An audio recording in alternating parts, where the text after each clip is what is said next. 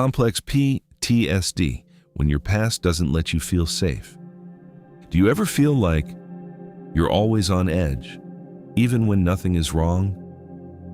Like your mind just won't turn off, replaying conversations, imagining worst-case scenarios, preparing for something bad that never actually happens? Or maybe it's the opposite. You feel nothing, you laugh, you talk, you show up, but inside, it's just empty, disconnected, like you're watching your own life from a distance, and the hardest part? You don't even know why. No single traumatic event, no clear explanation, just this constant feeling that something isn't right. This isn't weakness. This isn't overthinking. This is something much deeper. This is complex PTSD, and if this feels familiar, this video might finally help you understand yourself. What complex PTSD really is. Most people think trauma has to be something extreme, a major accident, a single horrifying event. But complex PTSD doesn't work like that. It's not about one moment. It's about what happens when your nervous system is exposed to stress, over and over and over again, especially when you're too young to understand it. Growing up in a home where love felt unpredictable, being constantly criticized or compared, feeling invisible, like your emotions didn't matter, walking on eggshells, never knowing what mood you'd face, and the most painful part, sometimes nothing obviously bad happened, but something was always missing: safety, warmth, emotional connection, and as a child, you don't question it. You adapt to it. The childhood that shaped you. When you grow up in an environment like that, you learn things no child should have to learn. You learn to read people's moods instantly. You learn to stay quiet to avoid conflict. You learn that your needs are too much. So you shrink yourself, little by little. Maybe you became the good child, the responsible one, the one who never caused problems. Not because that's who you were, but because that's what kept you safe. And over time, you stopped asking, "What do I feel?" and started asking, "What will keep me from getting hurt?" That's not personality, that's survival. Complex PTSD doesn't always come from obvious trauma. Sometimes it comes from what didn't happen. No comfort when you cried, no one asking how you felt, no emotional safety to be yourself. It can be caused by parents who were physically present but emotionally unavailable.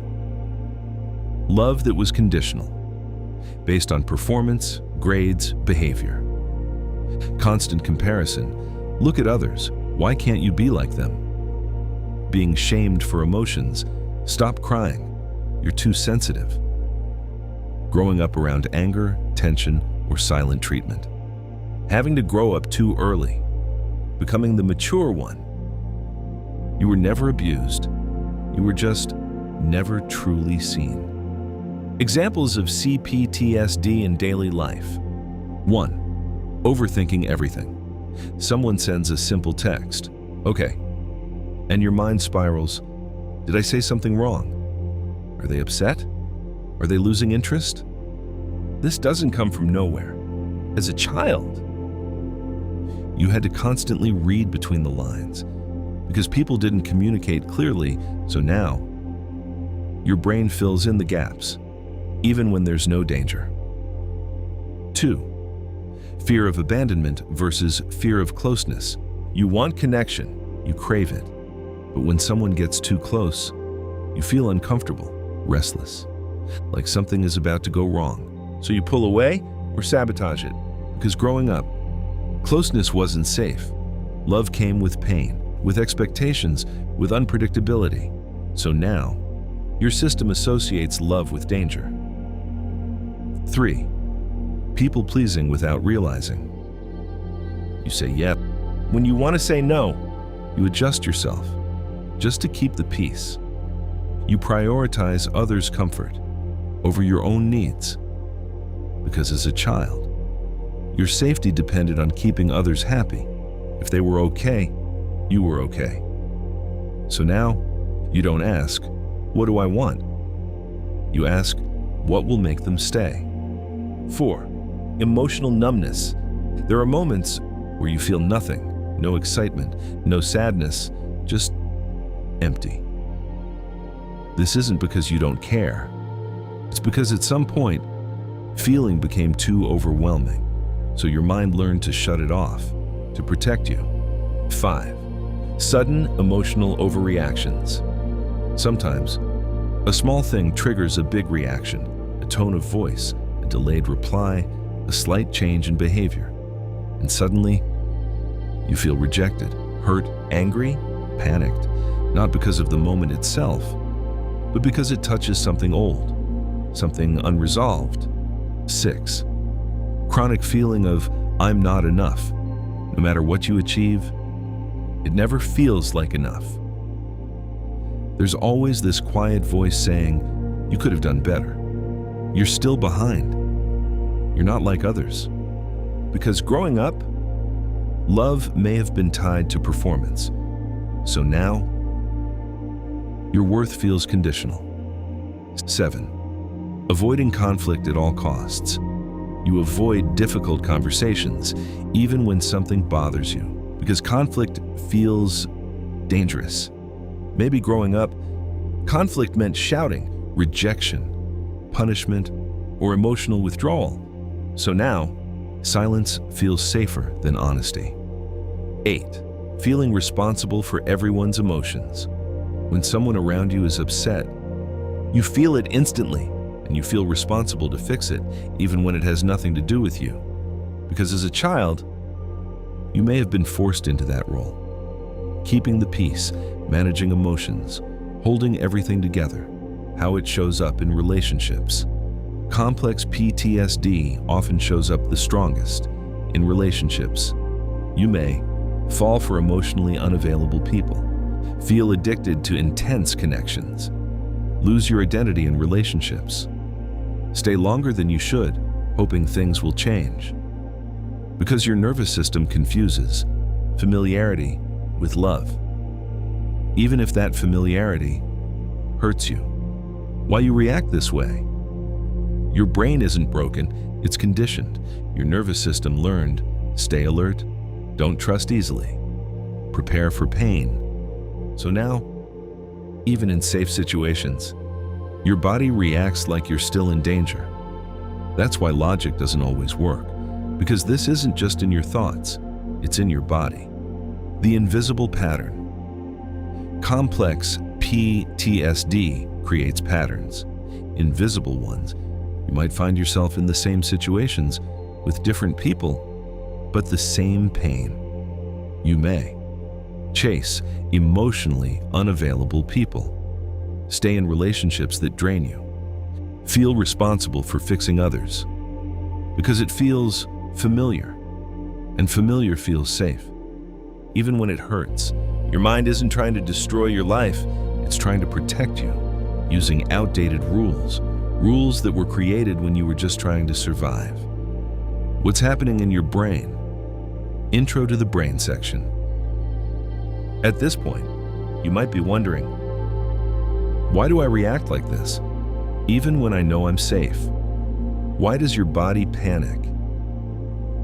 When your mind says everything is fine, the answer lies in your brain. Because complex PTSD doesn't just affect your thoughts. It literally rewires how your brain works. The amygdala, your fear center. There's a small part of your brain called the amygdala. Think of it as your internal alarm system. Its job is simple: detect danger and keep you alive. But when you grow up in a stressful or unsafe environment, this alarm system becomes overactive. It starts seeing danger, even where there is none. Because your amygdala has learned, stay alert. Something could go wrong. The prefrontal cortex, your rational mind. Then there's the prefrontal cortex. This is the part responsible for logical thinking, decision-making, calming you down, understanding what's real versus imagined. in a healthy system. This part tells your amygdala, relax, we're safe. But with complex PTSD, this connection becomes weaker. So even when your logical mind says, there's no danger, your emotional brain overrides it. What this feels like in real life. This is why you might feel anxiety without a clear reason, fear that feels bigger than the situation, emotional reactions you can't control. It's not because you're irrational, it's because your alarm system is louder than your logic, the constant survival mode. Your brain gets stuck in something called survival mode. Instead of feeling safe and relaxed, your body is constantly preparing for danger. This can show up as fight, anger, irritability. Flight, avoidance, overworking, escaping. Freeze, feeling stuck, numb, disconnected. Fawn, people-pleasing, losing yourself for others. And here's the important part. You didn't choose this. Your brain learned it to protect you. Even if you don't remember everything clearly, your body does. Certain tones, environments, or situations can trigger old feelings instantly without you even knowing, because your brain stored those experiences as important for survival. So it reacts first and thinks later. But here's something powerful. Your brain is not fixed. It can change. This is called neuroplasticity. With time, awareness, and the right support, you can calm your amygdala, strengthen your prefrontal cortex, teach your body what safety feels like. It won't happen overnight, but every time you respond differently, every time you choose awareness over reaction, you are literally rewiring your brain. So the next time you feel overwhelmed, instead of asking, "What's wrong with me?" try asking, "What did my brain learn that it's still trying to protect me from?" The hard truth about healing. Here's the truth most people won't tell you. Healing from complex PTSD isn't about thinking positive. It's not about forcing yourself to move on, because this isn't just in your thoughts. It's in your nervous system. Your body remembers, even when your mind doesn't. Healing means learning to sit with emotions you were taught to suppress, recognizing your triggers without judging yourself, creating safety within yourself slowly. It's uncomfortable, sometimes even painful, because for the first time, you're not running anymore. You're feeling a new way to see yourself. But here's something important. You are not broken. You are not too sensitive. You are not too much. You adapted perfectly to an environment that asked you to survive, not thrive. And now, you're learning something new, not how to survive, but how to live. If this video felt personal, it's because part of you recognizes it. And that awareness, that's where healing begins. Not overnight, not all at once, but step by step, you can rebuild a sense of safety within yourself. And maybe, for the first time, you won't just exist, you'll finally feel at home in your own life.